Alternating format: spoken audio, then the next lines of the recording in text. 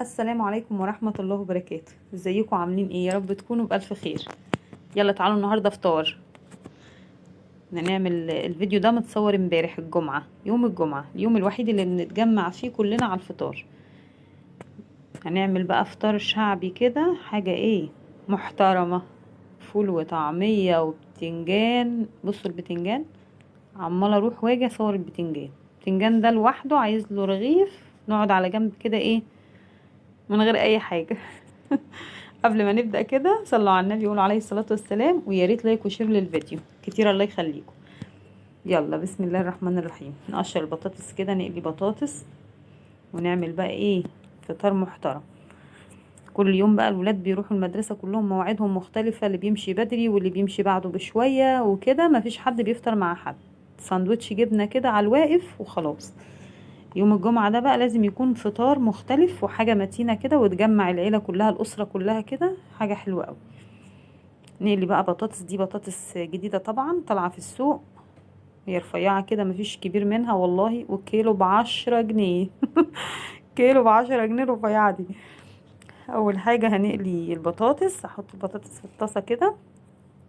تعالوا بقى نعمل ايه شوية بليلة لزوم الدلع، نحلي بيهم بعد الفطار، ونولع عليها عشان هي بتاخد وقت. انقي شوية بليلة حلوين كده اهوت، واحطهم عليهم المية، واغسلهم واحط عليهم المية واسيبهم بقى مع نفسهم على البوتاجاز. تعالوا نعمل طبق بتنجان لوز. اول حاجه عندي البتنجان الاسود ده بيبقى مسكر قوي وطعم قوي في البتنجان ده، في طبق البتنجان المتبل الرائع ده. اطلع بقى، اشوف كده، بطلع من درج التلاجة اللي عندي بقى خيارتين على طماطميتين على فلفلتين، كل ده، وجزرة والليمون، لزوم التحابيش دي، الحبشتكنات دي. عندي البتنجان كده هفتحه عشان هخلله واحشيه بقى، الدقة بتاعته ملهاش حل.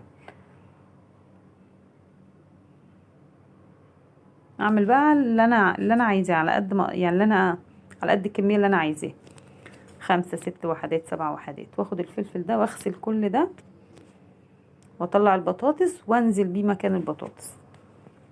طبعا انا حاطه حله بقلي فيها علشان بتريحني اكتر من الطاسه يا بنات، والله ما بتبهدلش البوتاجاز ولا بتطرطش الزيت على البوتاجاز ولا حاجه. يعني مهما اقلي فيها بتنجان وطعميه وبطاطس وكل ده، ملاقيش البوتاجاز متعص زيوت خالص. يعني بتحافظ على البوتاجاز، بتخليه نضيف على طول. فكرة حلوة. نيجي بقى عندي طماطمايه هنزل بيها في الكبة. طماطمايه، حد يقول لي طماطمايه على الفلفل والثوم؟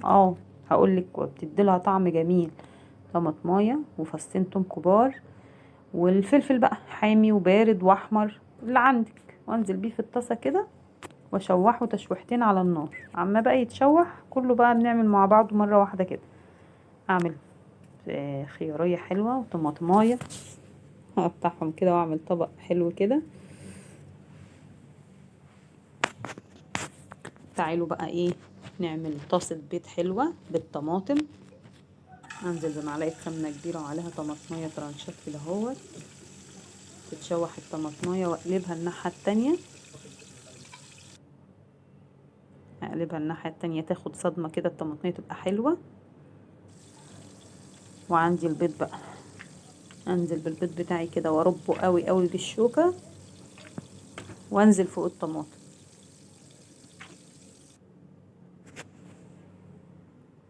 وكده زي الفل.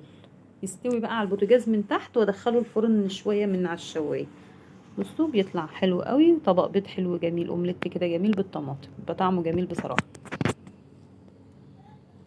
تعالوا بقى الدقه بتاعه البتنجان اهي، خدت تشويحه كده على النار عشان الطماطم، وشويه ملح وشويه ملح ابيض وكمون، شويه خل، معلقه خل كبيره، وليمونه كبيره.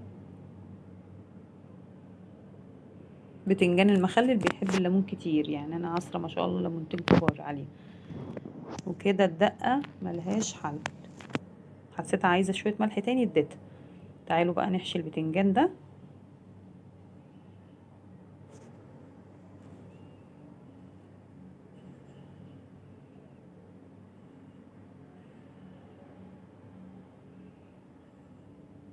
خلص بقى كل البتنجان كده مع بعضه، احشيه قرنين فلفل مقليين على الوش،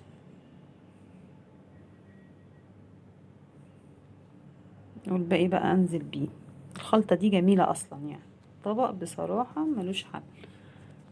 يعني لو مفيش كل الفطار ده كله والطبق ده موجود خلاص. والليمونة بقى من فوق، شوية جزر مبشور، لزوم الشكل الديكوري حلو كده، حاجة ملهاش حل. وادي الفول عملناه.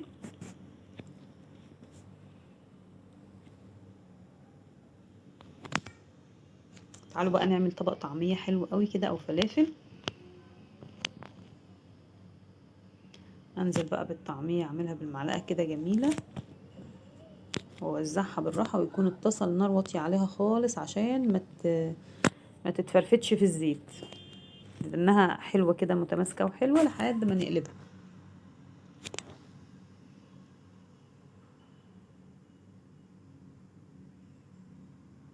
تستوي بقى براحتها واقلب. بصوا طلعت بقت حلوة ازاي. انا بحبها كده، ما بحبهاش مستوية قوي يعني كده، سوا جميلة كده. الله الله على المنظر. بجد بجد احلى فطار. يوم الجمعة ده بيبقى يوم جميل عشان كل اللمة مع بعضها كده، والفطار جميل وحاجة ايه مفيش بعد كده. انزل بقى بالباقي كده تمام بقى. الجرجير والبصل، جبنة قريش، شوفوا الف واجي برضو اصور في طبق البتنجان، وليمون المخلل، وبطاطس مهروسة على بيض، وكده زي الفل. بجد فطار محترم، حاجة شعبي بس خطيرة.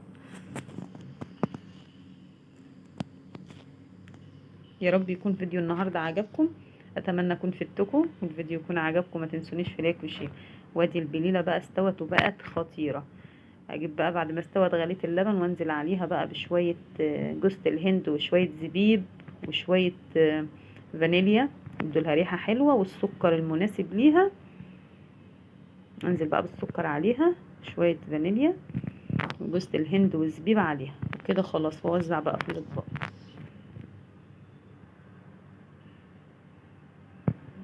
اللهم بارك، بجد فطار في منتهى الجمال.